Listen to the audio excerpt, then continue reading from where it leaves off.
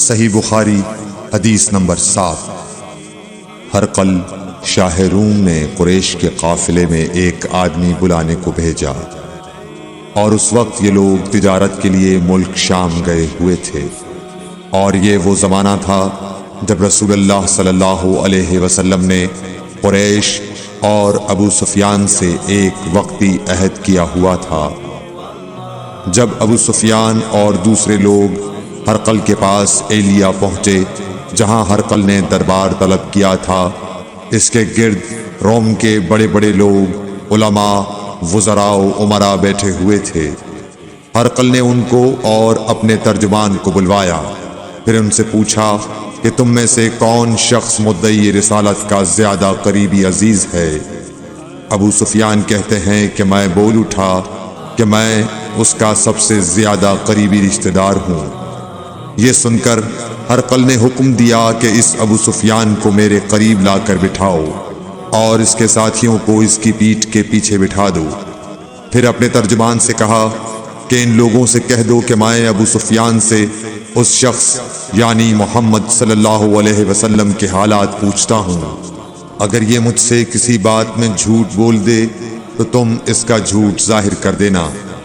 ابو سفیان کا قول ہے کہ خدا کی قسم اگر مجھے یہ غیرت نہ آتی کہ یہ لوگ مجھ کو جھٹلائیں گے تو میں آپ صلی اللہ علیہ وسلم کی نسبت ضرور غلط گوئی سے کام لیتا۔ خیر، پہلی بات جو ہرقل نے مجھ سے پوچھی وہ یہ کہ اس شخص کا خاندان تم لوگوں میں کیسا ہے؟ میں نے کہا وہ تو بڑے اونچے عالی نسب والے ہیں۔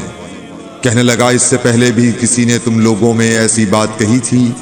میں نے کہا نہیں۔ کہنے لگا اچھا اس کے بڑوں میں کوئی بادشاہ ہوا ہے؟ میں نے کہا نہیں۔ پھر اس نے کہا بڑے لوگوں نے اس کی پیروی اختیار کی ہے یا کمزوروں نے؟ میں نے کہا نہیں، کمزوروں نے۔ پھر کہنے لگا اس کے تابعدار روز بڑھتے جاتے ہیں یا کوئی ساتھی پھر بھی جاتا ہے؟ میں نے کہا نہیں۔ کہنے لگا کیا اپنے اس دعوی نبوت سے پہلے کبھی کسی بھی موقع پر اس نے جھوٹ بولا ہے؟ میں نے کہا نہیں، اور اب ہماری اس سے صلح کی ایک مقررہ مدت ٹھہری ہوئی ہے، معلوم نہیں وہ اس میں کیا کرنے والا ہے۔ ابو سفیان کہتے ہیں میں اس بات کے سوا اور کوئی جھوٹ اس گفتگو میں شامل نہ کر سکا۔ ہرقل نے کہا کیا تمہاری اس سے کبھی لڑائی بھی ہوئی ہے؟ ہم نے کہا کہ ہاں۔ بولا پھر تمہاری اور اس کی جنگ کا کیا حال ہوتا ہے؟ میں نے کہا لڑائی ڈول کی طرح ہے، کبھی وہ ہم سے میدان جنگ جیت لیتے ہیں اور کبھی ہم ان سے جیت لیتے ہیں۔ ہرقل نے پوچھا وہ تمہیں کس بات کا حکم دیتا ہے؟ میں نے کہا وہ کہتا ہے کہ صرف ایک اللہ ہی کی عبادت کرو، اس کا کسی کو شریک نہ بناؤ، اور اپنے باپ دادا کی شرک کی باتیں چھوڑ دو، اور ہمیں نماز پڑھنے، سچ بولنے، پرہیزگاری اور صلہ رحمی کا حکم دیتا ہے۔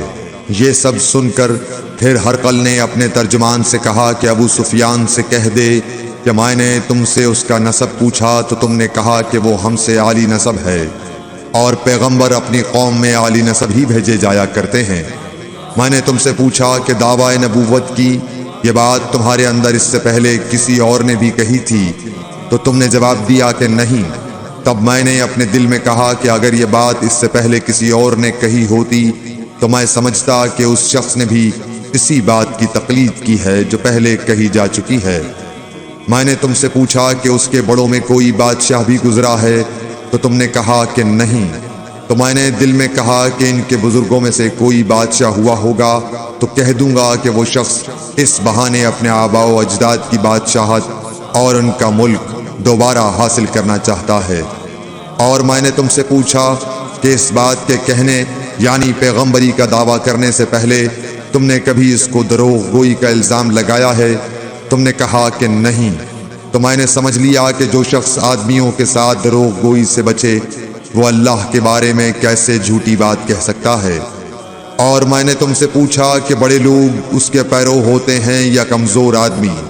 تم نے کہا کمزوروں نے اس کی اتباع کی ہے۔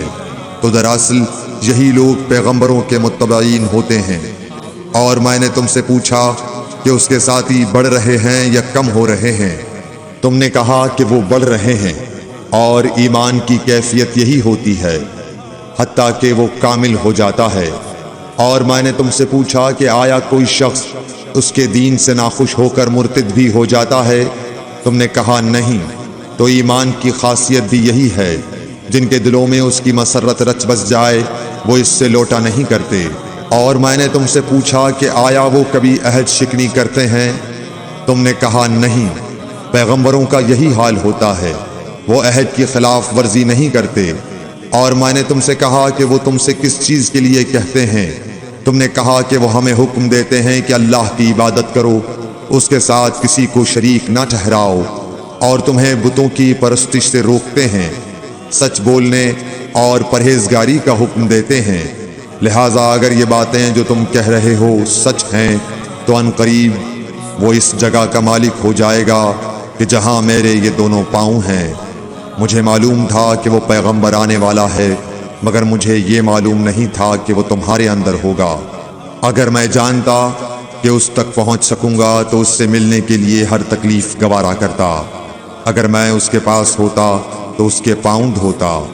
ہرقل نے رسول اللہ صلی اللہ علیہ وسلم کا وہ خط منگایا جو آپ نے وحیہ کلبی رضی اللہ تعالیٰ عنہ کے ذریعے حاکم بصرہ کے پاس بھیجا تھا، اور اس نے وہ ہرقل کے پاس بھیج دیا تھا۔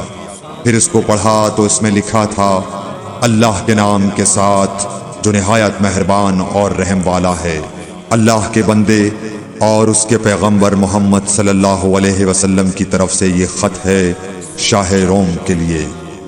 اس شخص پر سلام ہو جو ہدایت کی پیروی کرے۔ اس کے بعد میں آپ کے سامنے دعوت اسلام پیش کرتا ہوں۔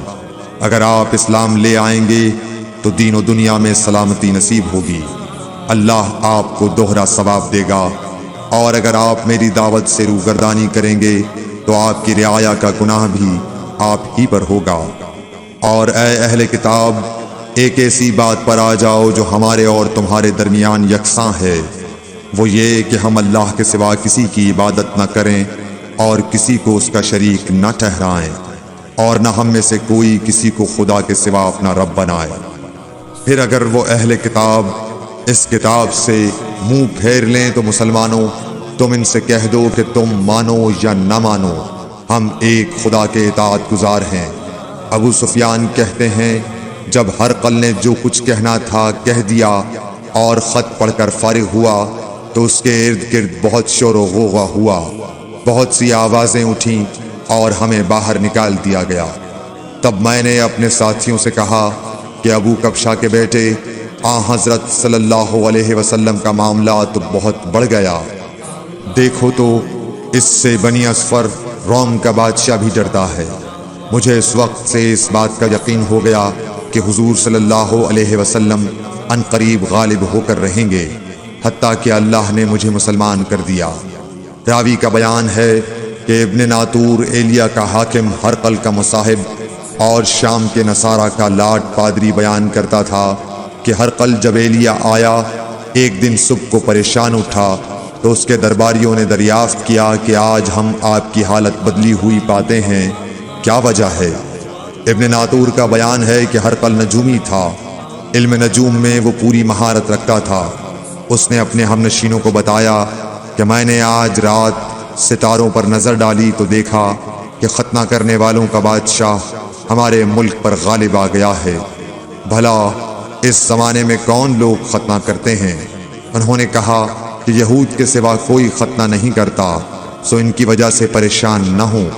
سلطنت کے تمام شہروں میں یہ حکم لکھ بھیجیے کہ وہاں جتنے یہودی ہوں سب قتل کر دیے جائیں۔ وہ لوگ انہی باتوں میں مشغول تھے کہ ہرقل کے پاس ایک آدمی لایا گیا جسے شاہ غسان نے بھیجا تھا۔